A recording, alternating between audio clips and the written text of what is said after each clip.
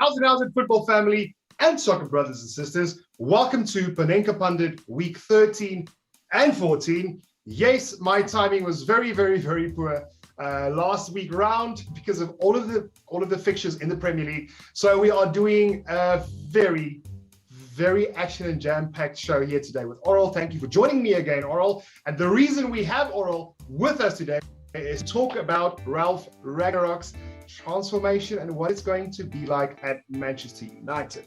Getting their first victory in his first game in charge against Crystal Palace with a very good shot from Fred. Of all people, it was a good shot. It was his right foot. Congratulations on the victory. I watched most part of the game and I have to be honest, it felt like Manchester United deserved more. They pressed very well. They looked very good. It looked organized. The defense looked organized. It's the first clean sheet in a very long time also. Orla, are you happy? How are you feeling? Tell us what's your vibe at the moment.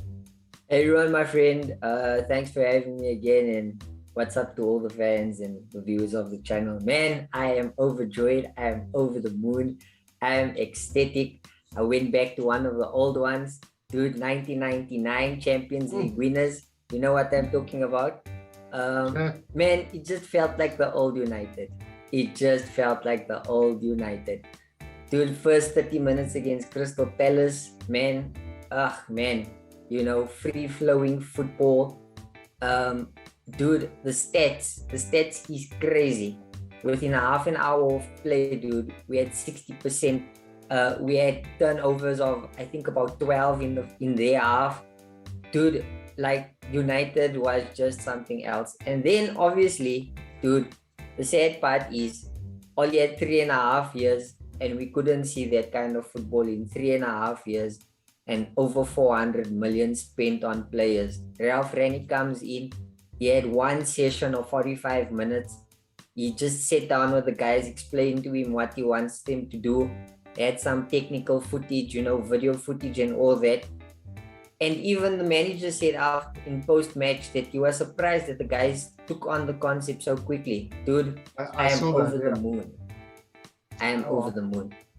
Yeah. Well, there's something we can mention about the German coaches and the German managers in general is that they do something right. The whole system they have to go through to study or to know how to do a manager, it works. And all of them start at smaller clubs. You know, all of them start with smaller clubs. They stick to the Bundesliga, then they come to the Premier League with loads of experience. And it's paid off so far. Look, I'll be honest with you, I don't know too much about him, but when he was mentioned by the likes of a Jurgen Klopp, of a Thomas Tuchel, who apparently was not even in the markets to be a manager, and somehow Ralf somehow convinced him to be a manager. And the way they speak of Ralf does say a lot. So obviously with this, there's a lot of stats that came along about Ralf. His points per game, which I think is at 1.69 at the moment, which is very close to Jurgen Klopp, if I have that correct. And then also, I just quickly want to say an honorable mention to Michael Carrick. I don't think he had a bad stint with you guys. I remember last time we spoke, your feelings were, well, listen here, he was with Oli the whole time. Let him go out. He hasn't really done something. He was there the whole time, but he had an honorable stint. 2 victories and 1 draw. Do I have that correct? That's correct, yeah. Thanks to Michael Carrick for the work that he's done. You know, he's been at the club for over 15 years, I think about. And I think he left in the best possible way. I think it was a wise decision on his part to go. I agree. There was reports that Ralf did speak to him. Ralf wanted to keep him just to help him until he could get his team in, his backroom staff in. So I think it was a wise thing for Carrick to leave on a high note, you know, and just go spend some time with the family, as he said that he wants to do. Because I believe this is a new era, bro. I think Ralf brings something different. There's nothing connected to Alex Ferguson. It's not old players that used to be part, and I think that's what we desired, you know. No connection to the club, someone that can come in and bring their own identity. And who else better than Ralf Rangnick? I mean, he's the godfather, and I'm just so happy for that, especially for the potential that it brings to United in terms of our coaching structures, our development programs, our style of play. And I believe Ralf is that. I mean, that's what he's been doing for the last 5 years. He's gone into clubs. You would be familiar with the Red Bull franchises that he's done. He's been the guy at the forefront of that. And so that's what he does. He comes in, he sorts out teams, he helps them develop their identities and help put those things into place, structures into place. And that is the thing that I am most excited about as a United fan. That somebody can come in that can make footballing decisions. Over the last 6 to 8 years, we said that seemingly the United board has just been concentrating on making money, which is fine. But the first thing needs to be that the football needs to be good. The football part of the club needs to be running smoothly, and we've never really had that person that could make footballing decisions. And in Ralf Rangnick, I think that is the thing that just makes me happy. Obviously there's stats, as you mentioned, both positive and negative. They say, he's never been in the Prem before. He just doesn't really have titles, he doesn't come with a big CV in terms of titles and all that. But I think we look further than that. We look in what the man can bring, and just that alone is good enough for me. 6 month contract in 2 years advisory capacity. We'll see how that goes. After listening to his first interview, I was in tears when I listened to his interview, because I'm telling you, because it's the first time I heard my manager be so confident and speak football, exactly what he is going to try and do in this next couple of weeks, and then build on that, the kind of football that he would like to see. Dude, we've been praying for Oli just to speak some tactics, Tell us what it is that you try to do. Tell us what it is that you're trying to achieve, dude. We struggle. That man would beat around the bush. Okay, but it's a new era. It's a clean slate for all the players. Everybody that was sidelined, Donny jumps to mind immediately. Anthony Martial and the likes, Jesse Lingard. Everybody has a clean slate. New manager, new era. I mean, look at Fred, bro. Fred scored 2 goals already now. Okay, first goal under Ralf, but Fred just looks like somebody else.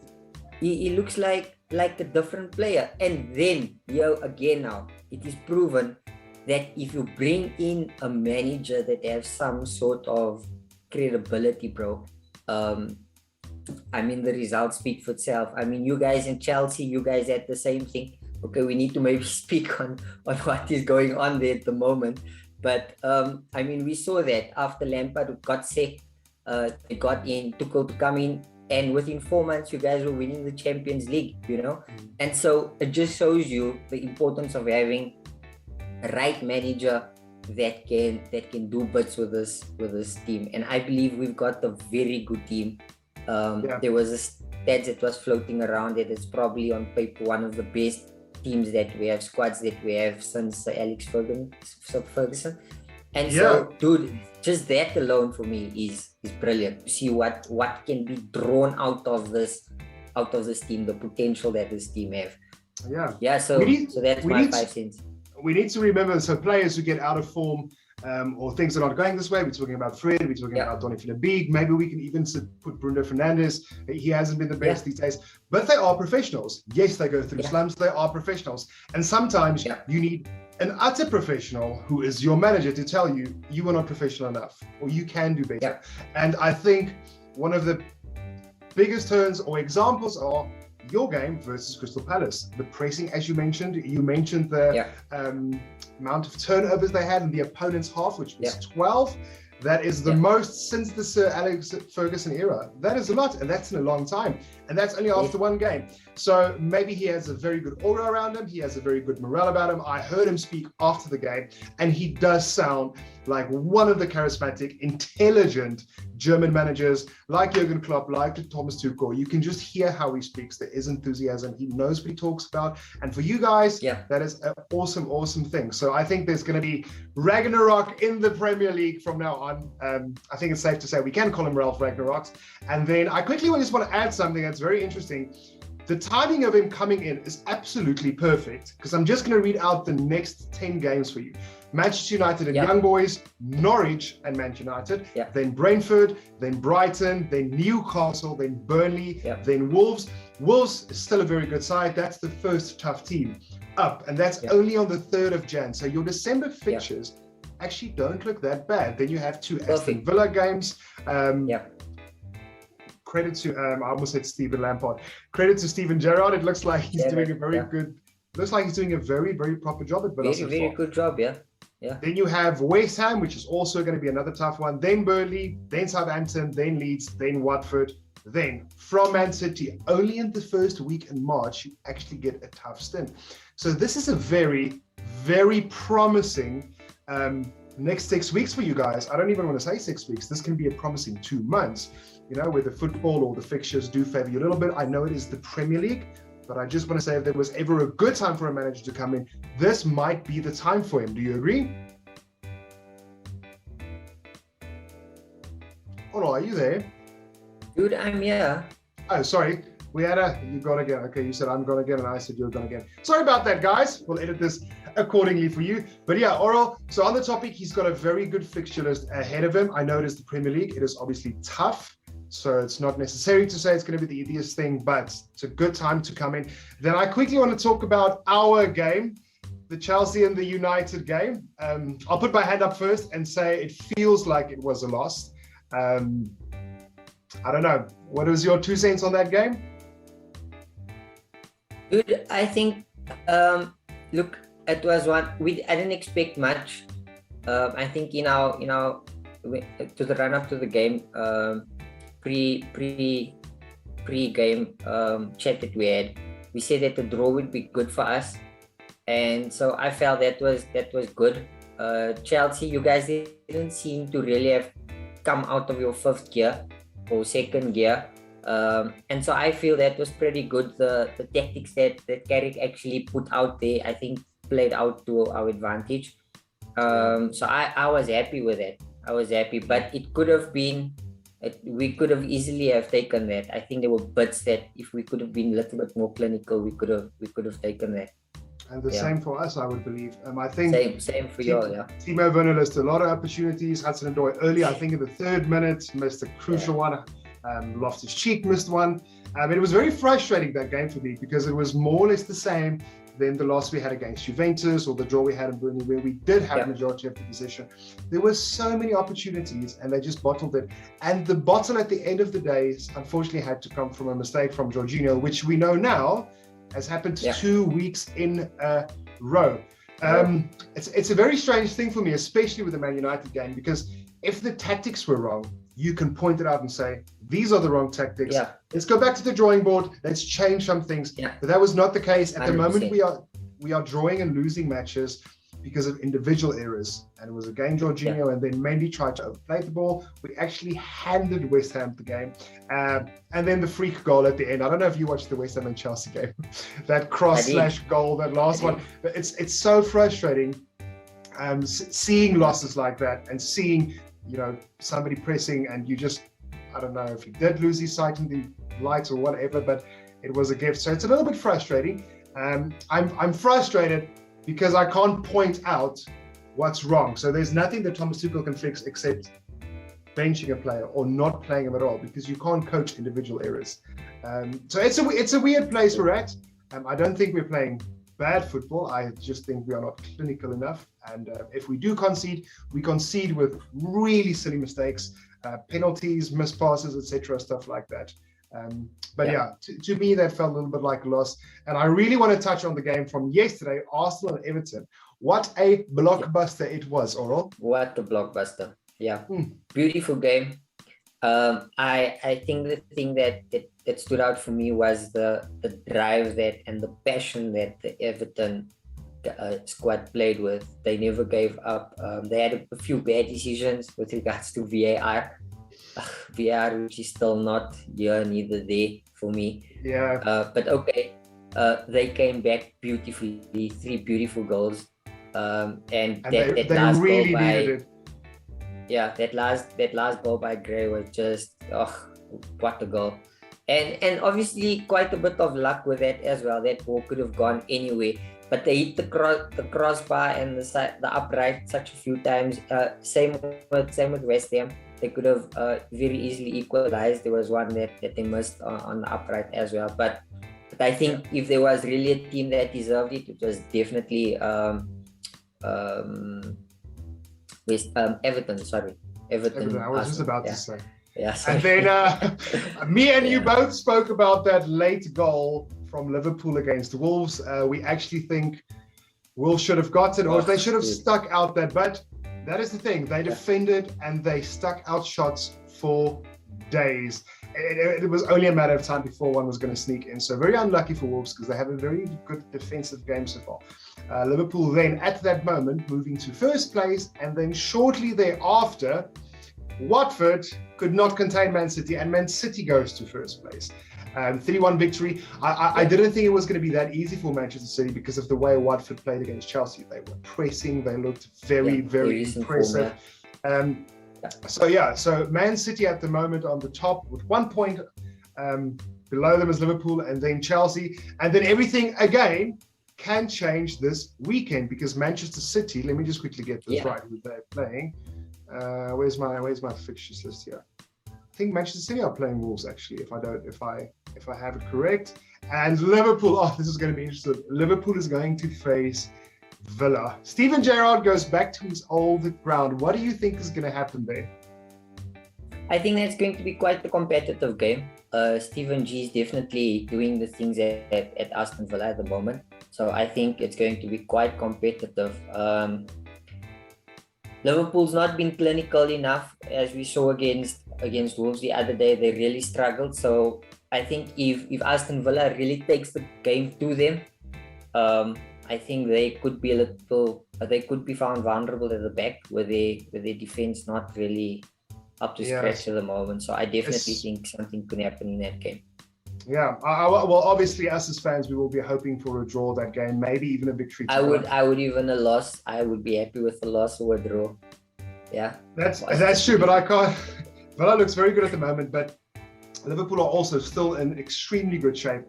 And then I think Wolves have the opportunity to carve out a draw against Manchester City if they play the way they did against Liverpool. Maybe just that one last moment, 3 minutes into stoppage time. Maybe they can draw out, and then hopefully we can win this weekend also. I almost forgot who we're playing. We are playing Leeds. If we can win, then we can be back at the top. But I just have this feeling this is going to happen week in and week out, where 1, 2, and 3 is going to rotate furiously, and at the end of the day, 4 spot is going to be open, which I think at this moment, I think we can say Manchester United have the benefit of the doubt just because they have a very good squad, and because Ralf is there now, I think it's going to be good. Norwich City, good opponent to face. They are not on a very good high at this moment. I think you guys are going to take that game, correct? Yeah, I definitely think we should take the 3 points there. We're obviously running on this winning crust at the moment. New manager, everyone's buzzing. Fred scoring goals. So I definitely think it's going to. And obviously, players want to impress the manager at this point, because they want to make the starting 11. So I think their potential and their adrenaline is just going to push them to next level just to play better football. And I think now, obviously, I don't know if we'll get there, but with regards to the Champions League game that we have on Wednesday night, I think because we're already quite top of the group, and even if we lose, we'll still remain top of the group. So I think it will also be a good opportunity for new players or the sideline players that didn't necessarily start against Crystal Palace. They'll probably come in, and so come Norwich's game on Saturday, I think it could be a mixed bag of players that we probably didn't necessarily think as the starting 11. So big game Norwich, and definitely think we're going to take the 3 points there. In fact, we must take 3 points. Yeah, I agree. Yeah. So I think it's I don't want to say a race period, but the upcoming fixtures in the Champions League this week will be seen as a race period because most teams already qualified. For us, it's a big deal because of the injuries. There's been so many injuries the last while. It's not been mentioned a lot because we don't have Jurgen Klopp, who We mention it every week, but there has been there has been a lot of injuries, and I think for the first time feels a little bit concerning. Kante should get back. We can see how vulnerable we are if he's not there. So good one, a good opportunity for the young boys or the young guys to start taking advantage this week. All right, but that's going to be that for our show this week. We hope we caught up as much as we possibly could, that we missed the last week and a half. It is going to be a crazy December month of fixtures. We will definitely see you guys more often this month. Thank you for tuning in. Thank you for supporting us. Enjoy the week's football, enjoy the weekend's football, and we will see you all next week again. And always remember to chip the keeper.